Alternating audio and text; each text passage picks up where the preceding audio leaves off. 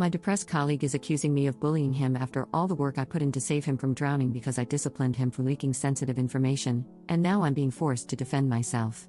I, 39F, manage a team of 12 people, and last year, a 13th member, 44M, was added when other managers refused to deal with him any longer. He has been diagnosed with depression and generalized anxiety disorder.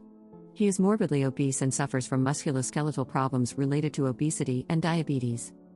When he was assigned to me, it was because I had successfully helped other mentally ill staff members, and I was happy to take him on, believing I could help. We made progress and steadily increased his level of work. While it has never reached an acceptable level, I made accommodations to relieve pressure, hoping this would lead to sustained long-term improvement. I also sought out equipment to help him be more physically comfortable given his obesity. I felt we were making progress. Unfortunately, he committed a serious breach of security by sending out personal information to someone not legally entitled to receive it, and I had to place him on formal disciplinary action. Since then, he has been on sick leave for over 3 months. He is now subject to attendance management procedures and has reached out to a local mental health group, claiming that I have bullied and harassed him. According to him, this alleged bullying and harassment have made it impossible for him to return to work. I have documented evidence proving this is untrue. When he was informed that he needed to move away from me for health and safety reasons, he became very distressed and demanded to stay with me for mental health reasons. I have signed documentation in which he states that I am supportive and that he does not want the reasonable accommodations I have offered, such as shorter days, fewer days, and longer breaks. I have a meeting with him and his support workers from the mental health group, and I have no idea how to handle it. How should I approach this? I can prove he is lying and that he has a pattern of lying to get out of trouble. I have no concerns about my bosses, as they are well aware that this is an utterly unfounded allegation. My concern is that he is completely unsuited to the job, and because he refuses to acknowledge any responsibility for his mistakes, it is impossible to correct them. Relevant comments. Commenter. You definitely need to speak with someone like an HR specialist before the meeting. You need advice from a professional who knows how to handle this specific situation. Ops response. I have spoken with our internal HR, but they are terrified that any accusations of bullying a person with mental health problems could be problematic since it is a hot topic at present. I have referred the person for counseling internally, and they have repeatedly told me, documented, that they have taken up this service. My concern is that this meeting is not an internal one, it is with people who specifically represent individuals with mental health problems, and I don't know how to respectfully say that the person is lying through their teeth without sounding like a bully. To be clear, their lies aren't malicious, and I don't believe this one is either. It is something said to solve an immediate need. In this case, they need to explain the amount of time they have had off sick, and admitting it is due to their own actions is too terrifying. Saying, I am being bullied, frames it as something happening to them that is beyond their control.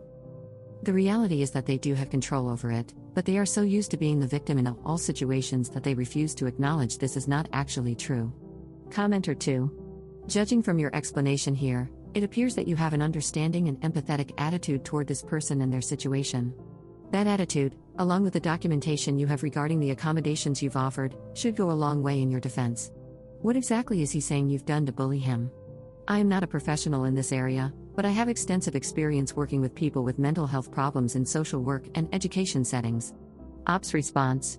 He believes that by pointing out his security breach and substandard level of work, I have bullied him. He doesn't claim that he isn't doing this, just that by expecting more, I am bullying and harassing him. I am making allowances. For example, other staff members are expected to handle approximately 16 cases a day accurately. I'm happy for him to do too if he does them correctly. Unfortunately, he can manage 2 cases but not correctly. By allowing him to work at a slower pace, he believes he should be granted the same margin for error as someone handling 16 cases. As such, he feels bullied for being expected to complete his 2 cases with 100% accuracy, whereas someone handling 16 cases is allowed minor errors. Op explains HR more. Yeah, HR's response is basically, fire him, but don't leave us open to a lawsuit. It's not helpful because I don't want to fire him. He's not currently in a position to do his job to the required standard, but I don't want to detrimentally impact his future.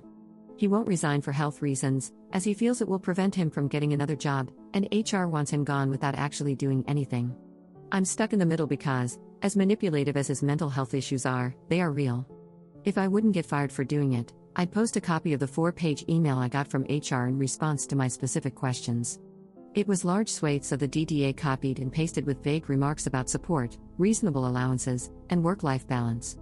I can only assume they put someone's idiot nephew in charge of the inbox on the day I contacted them. They are centralized and notorious for not giving out specific instructions for fear of having them challenged. Their main purpose is to protect themselves. I have no idea how they keep their jobs, to be honest.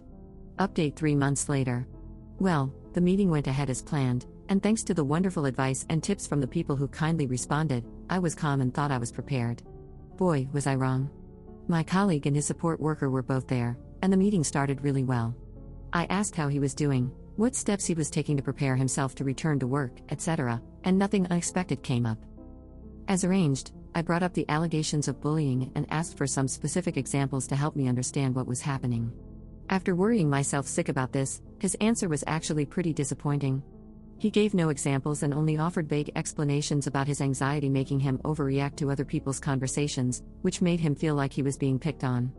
I advised him, and my boss backed me up, that there was literally nothing I could do about that. I patiently explained that I could not ban people from talking, and I would not sit in silence to ensure that he never heard anything he didn't like.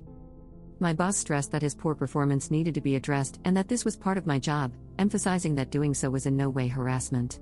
His support worker agreed with that, and we had a brief chat about how I could better communicate. To be honest, there was nothing they said that was particularly helpful, but I did agree to be mindful of their condition moving forward. Then it got weird. I asked if there was anything I could do to help him transition back into work. This normally involves a phased return, changing to part-time hours, etc., but not this time. As I was talking, he started taking paperwork out of a folder, and I should have realized something was up when his support worker sighed deeply and slumped down in his chair. My colleague requested that he be allowed to bring an emotional support animal to work with him, namely, a support cat. We are in the UK, and this is not the norm, so I was a bit surprised. He had not settled on a breed yet but was torn between an Abyssinian and a Siamese. I thought pointing out some obvious difficulties with this idea might make him realize how inappropriate it would be. For example, I pointed out that we have a guide dog in the building for a partially sighted colleague. His name is Rufus, and he is by far the most popular person in the building, the dog, not the human, and they may not get along with a cat. He responded by telling me that it was illegal to discriminate by favoring one disability over another, and that if a blind person could have a guide dog, a depressed person could have a cat. I moved on from this, clearly idiotic, point and asked how a cat would react to being placed in a pet carrier twice a day to travel to and from work.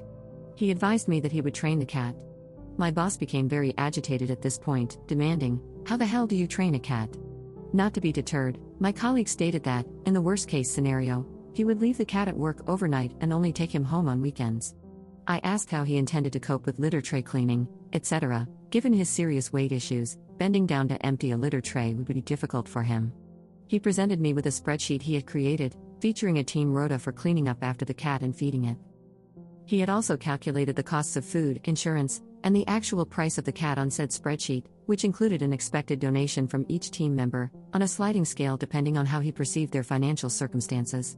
I was paying the most, as I am single, earn more, and have no dependent children. The spreadsheet was quite impressive, color-coded and everything. I politely said no to that, and he then started insisting that the company should pay, as it would be a legitimate business expense to accommodate his disabilities. At this point, I realized my boss was still repeating, "How the hell do you train a cat?" while the support worker was shaking his head and muttering, "I told you not to do this." So, I made a unilateral decision on behalf of my company and advised him, in no uncertain terms, that we would not be buying any cats, we would not be cleaning up after any cats, because we would not be permitting him to bring any cats onto the premises. He was not happy. He complained that I was making it impossible for him to return to work. My boss took a break from his cat training mantra to say that we had perhaps gone as far as we could for the time being and that we should end the meeting at this point. As we were leaving, he made a point of telling the support worker, "There will be no bloody cats." The support worker nodded and agreed that this was entirely fair. I didn't hear anything from him for a week or so, then received another 4-week sick note from him. So, I called, as per our company procedure, to check in and see how he was doing. He was still very unhappy about my discriminatory anti-cat stance and advised that he would be taking it further. 2 weeks later, I received a letter from what initially looked like a local solicitor's office. It advised me that I was being sued for breaking disability discrimination laws. The letter itself was filled with bizarre, mainly American, legalese that seemed to be culled from Law and Order episodes. On closer examination, the letterhead had been edited to change the contact details to his home phone number and personal mobile. I'm not sure whose address he used, but it wasn't the solicitor's in question. I handed it to my boss, who had also received one, so both were forwarded to our legal department. I was advised to have no further contact with him. The legal team has since informed me that his contract has been terminated with immediate effect. I am honestly stunned at how it turned out. I half expected him to be terminated due to the amount of time off sick and his unwillingness to address his performance issues, but I would never have guessed it would end like this. It is both funny and sad. Thank you so much to everyone who took the time to calm my nerves before the meeting, it really did mean the world to me.